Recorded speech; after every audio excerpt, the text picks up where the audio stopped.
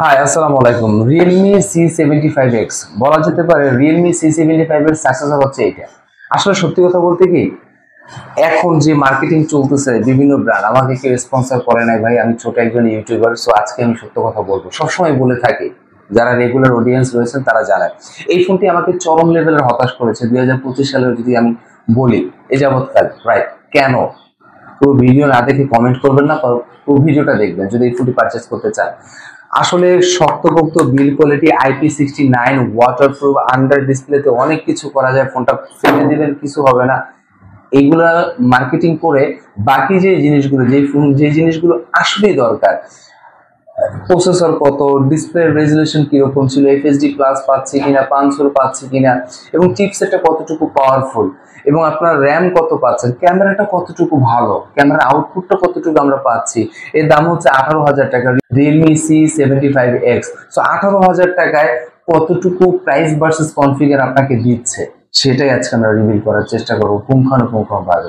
So অবশ্যই বলবো Realme C75X যদি আপনি পারচেস করতে চান, আজকের ভিডিও খুবই ইম্পর্টেন্ট আপনার জন্য, এতটুকু স্কিপ করবেন না। সো নতুন হলে সাবস্ক্রাইব করতে ভুলবেন না, পাশে থাকা বেল বাটন প্রেস করে দিবেন।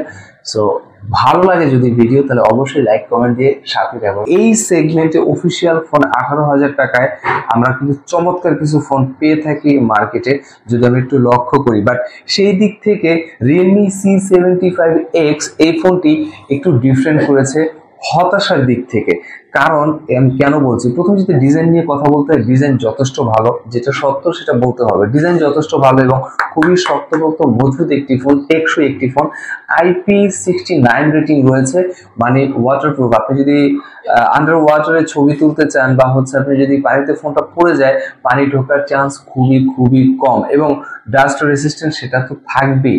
আবারও বলি, বিল্ড কোয়ালিটি যথেষ্ট ভালো এবং ডিজাইনটাও চমৎকার লেগেছে আমার কাছে। এবং ডিসপ্লের দিকে যদি আমরা তাকাই, এখানটায় আমরা ডিসপ্লে পাচ্ছি 6.67 ইঞ্চ, এফএসডি প্লাস না, এখানে এইচডি প্লাস দিচ্ছে। রাইট, আপনি ভুল শোনেননি, এটাই হচ্ছে কথা, এইচডি প্লাস দিচ্ছে, 120 hertz screen refresh rate. So এই প্রাইস সেগমেন্টের মধ্যে এইচডি প্লাস ফোন আসলে কেনাটা কতটুকু যৌক্তিক বা দেওয়াটা কতটুকু যৌক্তিক সেটাই হচ্ছে ব্যাপার। এই আমি বরাবরই বলে থাকি, আমরা আসলে এখন যেই ফোনগুলো দেখে থাকি, রিসেন্ট ফোনগুলো, তারা বিল্ড কোয়ালিটির মধ্যে এত পরিমাণে ফোকাস করে, বাকি যে জিনিসগুলো সেই জিনিসগুলো আসলে দিতে হয়তো বা ভুলে যায়।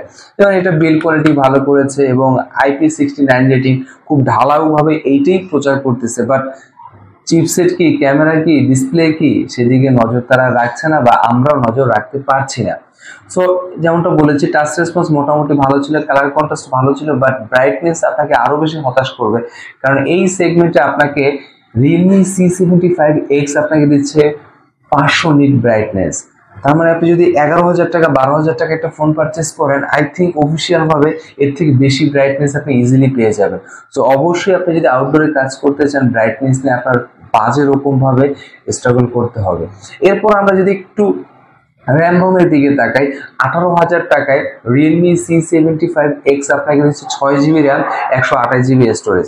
Fine, 6GB RAM 128GB storage তারা দিতেই পারে, বাট তারপরেও বলবো 18,000 টাকা আপনি যদি মার্কেট একটু ঘুরেন, 128 আপনি ইজিলি পেয়ে যাবেন।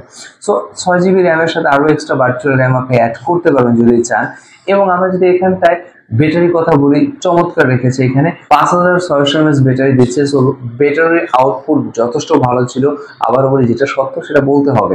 এবং ইনবক্সে 18,000 টাকার 45 ওয়াটের চার্জার, এটাও ডেফিনেটলি প্রশংসার দাবি তারা রাখতেই পারে, ইনবক্সে আপনি পেয়ে যাবেন। এর পাশাপাশি এখানটায় আপনাকে যে চিপসেট দিচ্ছে, যদি একটু পারফরমেন্সে তাকাই, আসলে আপনাকে বাজেভাবে আবারও বলছি হতাশ করবে। কারণ এখানে চিপসেট হিসেবে আমরা পাচ্ছি মিডিয়াটেক হেলিও G81 2 GHz এর অক্টাকোর একটি প্রসেসর। সো এই সেগমেন্টের মধ্যে আপনি ইজিলি G99 আপনি পেয়ে যাবেন যদি 18-19 হাজার টাকা বাজেট থাকে। সেইখানটায় G81 কতটুকু যৌক্তিক বা কতটুকু পারফেক্ট সেটাই হচ্ছে প্রশ্নবিদ্ধ একটা ব্যাপার আসলে। সো এই সেগমেন্টের পারফরমেন্সের কথা বলে খুবই হতাশ করেছে। এই চিপসেটটা আসলে আমরা আশা করিনি, রিয়েলমির কাছ থেকে কাম্য না। 18,000 টাকার মিডিয়াটেক হেলিও G81 এই চিপসেটটি বা এই ফোনটি। সো আপনি যদি ওভারঅল পারফরমেন্সের কথা চিন্তা করেন, একটি এন্ট্রি লেভেলের ফোন থেকে যেই পারফরমেন্সটা আপনি পাবেন, ঠিক সেই পারফরমেন্সটা পাবেন Realme C75X এই ভাইয়ের কাছ থেকে। এবং আমরা যদি একটু ক্যামেরার দিকে তাকাই, ক্যামেরাটাও কিন্তু আপনাকে অনেকখানি হতাশ করবে, কারণ 18,000 টাকায় এখানে আমরা পাচ্ছি ডুয়েল ক্যামেরা সেটআপ। দূর থেকে দেখলে মনে হবে ট্রিপল ক্যামেরা। মেইন যে শুটার সেটি হচ্ছে 50 মেগাপিক্সেল। ডে লাইটে ছবি তুললে ওকে লেভেলের ছবি ছিল, মোটামুটি কাজে লাগাতে পারবেন। বাট সেলফি ক্যামেরা 18,000 টাকায় আপনি পাচ্ছেন মাত্র 5 মেগাপিক্সেল ক্যামেরা। কতটুকু যৌক্তিক, কতটুকু পারফেক্ট, এটা আসলে দেখার বিষয়, বা হচ্ছে এটা একটা প্রশ্নবিদ্ধ একটা ব্যাপার থেকে যায় এখানটায়। কমেন্টের মধ্যে অবশ্যই জানাতে ভুলবেন না। সো 18,000 টাকা যদি আপনার বাজেট থাকে, আপনি ইজিলি ফ্রন্ট ক্যামেরা 16 মেগাপিক্সেল বা 8 মেগাপিক্সেল বা 13 মেগাপিক্সেল আপনি পেয়ে যাবেন, এবং FHD প্লাস রেজুলেশনের ফোনও আপনি পেয়ে যাবেন। সো সেই ক্ষেত্রে ক্যামেরা আপনাকে এখানটা হতাশ করেছে, ডিসপ্লে এখানটা হতাশ করেছে, পারফরমেন্স এখানটা হতাশ করেছে। So moral of the story হচ্ছে প্রাইস ভার্সেস কনফিগারটা আমার কাছে ভালো লাগেনি, একদম আসলে হতাশ করেছে Realme C75X। এইখানটায় আমি বলবো এই সেগমেন্টের মধ্যে 18,000 টাকা বা 19,000 টাকায় আমরা যদি FHD প্লাস এবং ব্যাক ক্যামেরা যদি আমরা 50 মেগাপিক্সেল ওকে বা ফ্রন্ট ক্যামেরা 8 মেগাপিক্সেল পেতাম, FHD প্লাস রেজুলেশন পেতাম, এবং অ্যাটলিস্ট মিডিয়াটেক হেলিও G99 অথবা G91 ম্যাক্স সেটা যদি আমরা দেখতে পেতাম, মোটামুটি টুকটাক লেভেলের গেম আমরা খেলতে পারতাম। বাট ডিজাইন ওকে লেভেলের ছিল, অস্থির ছিল, এবং IP69 এটাও প্রশংসার দাবিতে রাখতে পারে, এবং 5600 mAh ব্যাটারি, 45 ওয়াটের চার্জার, এটাও খুব চমৎকার ছিল, এবং প্রয়োজনীয় পোর্টস এন্ড বাটন সবকিছু আমরা পাচ্ছি। এরপর আমি বলবো অবশ্যই যদি কোনো ইনকোয়ারি থাকে কমেন্টের মাধ্যমে জানাতে ভুলবেন না, সেখানে আরো বিস্তারিত আলোচনা করার চেষ্টা করব। আশা করি আপনার কনফিউশন আমরা ক্লিয়ার করতে পেরেছি অথবা পারবো। যদি কোনো কোশ্চেন থাকে অবশ্যই করবেন। ভালো থাকবেন, সুস্থ থাকবেন, নিজ পরিবারের সাথেই থাকবেন। আসসালামু আলাইকুম।